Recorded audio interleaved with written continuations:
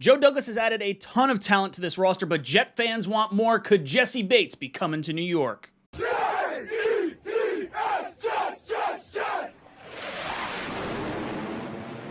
Welcome to Jets Talk. My name is Ryan. I'll be your pilot. If you're new here, hit that subscribe button. If you've been here before, welcome back. I love having you here. Boys and girls, the Talking Jets panel will be returning Tuesday, 8 o'clock to 10 o'clock on July 26th. Myself, O'Leary, and Greenbean will be answering all your Jet-related questions, so make sure you hang out with us. But let's move on to our topic of the day, and that is one safety. Jessie Bates from the Cincinnati Bengals, potentially on the move via trade. Now, the franchise tag extension deadline passed this past Friday, so that means he is not going to be able to sign a long-term deal until after the season, which means the Bengals are going to be put in a situation where they have a top-tier safety that more than likely is going to be leaving their team at the conclusion of this season. So do they look to make a move and try to bring in some more pieces for this Super Bowl run that they're going to be trying to go on, or do they retain him on this one-year contract and then likely let him walk at the end of the season? So Jessie Bates, for those of you that don't know, 6'1", 200 pounds. He's only 25 years old. He has missed 2 games in his 4-year career. He has 10 career interceptions and 35 passes defense. To put that in perspective, Jamal Adams has played for 5 seasons, has missed 11 games, has 4 interceptions and 33 passes defense. So this guy is absolutely an elite safety when you're talking about overall caliber of safety in the league. And you look at this last playoff run that they went on, he had the interception, or not the interception, he had the pass deflection that led to the interception in the AFC Championship game against the Chiefs, and then he wound up getting a interception in the Super Bowl. Like, this guy shows up in big time moments and he's not afraid to lay a lick. Like, this is a guy that will punish you for coming across the middle or trying to catch a screen out in the flat. I really, really like Jessie Bates. If you're asking me purely, would I want Jessie Bates on this team? It is 100% a yes.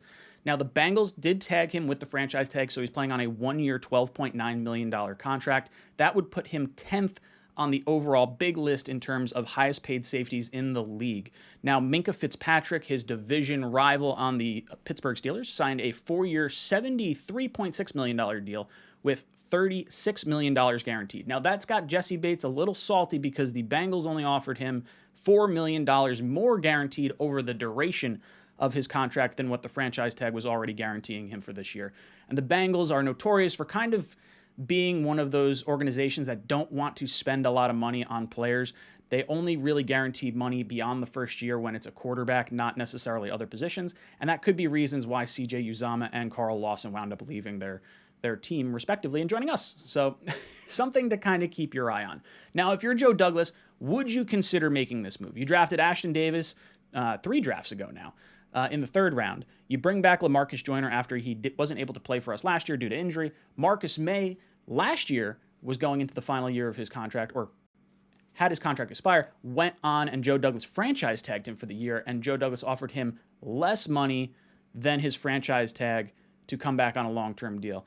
So there hasn't really been a situation where Joe Douglas has really gone out and spent a ton of money at the safety position. Jordan Whitehead, who we got from the Tampa Bay Buccaneers, is a big-time get for the New York Jets, but he wasn't one of those over-the-top, break-the-bank type players that I think you're sort of looking at in terms of Jessie Bates. Not to mention you're giving up a lot of draft capital and you're giving up the long-term extension.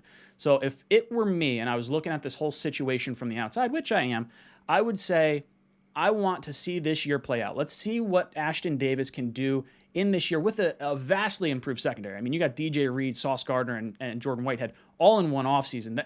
I don't know how many times, I shouldn't say how many times. I don't know if you could have asked for Joe Douglas to improve the secondary in one offseason better than he already did.